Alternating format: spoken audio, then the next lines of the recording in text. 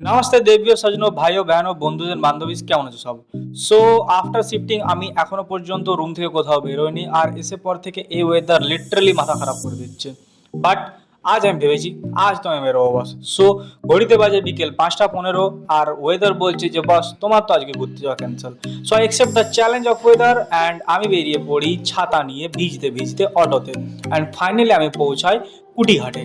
আমার বেরোনোর উদ্দেশ্যই ছিল যে আমি কোথাও কোনো ঘাটে গিয়ে বসবো, বাট কুটিঘাট আমার অতটা পছন্দ না হওয়ার কারণে আমি ওখান থেকে হাঁটতে হাঁটতে বেরিয়ে পড়ি অন্য ঘাটের উদ্দেশ্যে।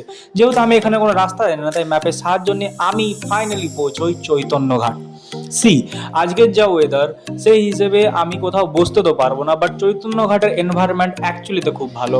সামনে দেখা যাচ্ছে বেলুড় আর মা গঙ্গা। তো কিছুক্ষণ বেশ এখানে দাঁড়িয়ে থেকে আর এই এনভায়রনমেন্টটা এনজয় করে পর আমি ওখান থেকে বেরিয়ে পড়ি। যেহেতু আমি এখানে কিছু জানি না, তো মানুষদের জিজ্ঞেস করে পর আমি ওখানে পৌঁছাই অটো স্ট্যান্ডে। অটো স্ট্যান্ড থেকে অটো ধরি এবং বেরিয়ে পড়ি আমার রুমের উদ্দেশ্যে। টাটা।